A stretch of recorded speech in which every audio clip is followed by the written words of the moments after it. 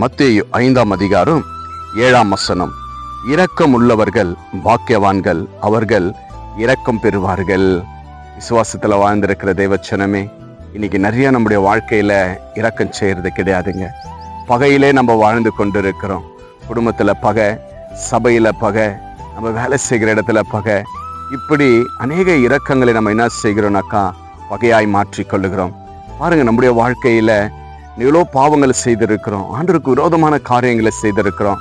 ஆனா ஆண்டவராகிய இரட்சகர் இயேசு கிறிஸ்து அவர் இரக்கம் செய்து அந்த கல்வாரி சிலுவையில நம்முடைய பாடுகளையும் துக்கங்களையும் பாவங்களையும் அவர் ஏற்றுக்கொண்டு அந்த இரக்கமும் அன்பும் நமக்கு கொடுத்த தேவனாய் காணப்பட்டார்.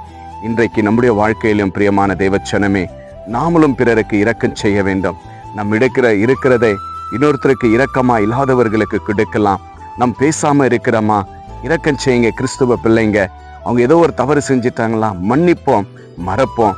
இரக்கம் காட்டி கிறிஸ்துவின் அன்பில் நம்ம வாழும் பொழுது கர்த்தர் சொல்றார், மகளே எல்லாவற்றிலும், மகனே உனக்கு நான் எல்லாவற்றிலும் இரக்கம் செய்கிற தேவனாய் காணப்படுகிறேன் என்று கர்த்தர் இதை பார்த்து கேட்டு கொண்டிருக்கிற ஒவ்வொரு தேவ பிள்ளைகளிடத்திலும் கர்த்தர் பேசி கொண்டிருக்கிற தெய்வமாய் காணப்படுகிறார். இரக்கம் செய்கிறவர்கள் பாக்கியவான். நம்ம யார் இரக்கம் செய்கிறோமோ ஆசீர்வதிக்கப்படுகிறோம் என்று வேதம் இன்றைக்கு நம்மோடு பேசி கொண்டிருக்கிற வேதமாய் காணப்படுகிறது. இன்றைக்கே ஒரு முடிவெடுங்க.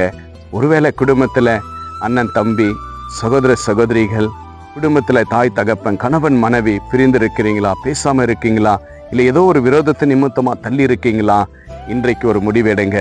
நான் இரக்கம் செய்கிறேன், நான் இயேசுனுடைய பிள்ளை, நான் செய்த பாவங்களை என் தேவன் என்னை மன்னித்தார், நான் இரக்கம் செய்வேன் என்று சொல்லி ஆண்டவருடைய சமூகத்துல போய் செபித்து குடும்பத்துல இரக்கமா இருங்க. நீங்க வேலை செய்கிற இடத்துல இரக்கமா இருங்க.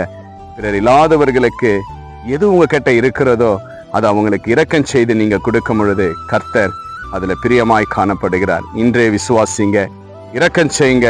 இயேசு கிறிஸ்து இன்றைக்கு உங்களுக்கு இரக்கம் செய்கிற தேவனாய் காணப்படுகிறார். இன்றைய விசுவாசிங்க, இரக்கம் செய்யலாமா, ஆண்டவர்கிட்ட செபிக்கலாமா, குடும்பத்துல சமாதானமா இருக்கலாமா. கர்த்தர் சமாதானத்தை கொடுக்கிற தேவனாய் இருக்கிறார். இரக்கம் செய்கிறவர்கள் பாக்கியவான் என்று விசுவாசிங்க.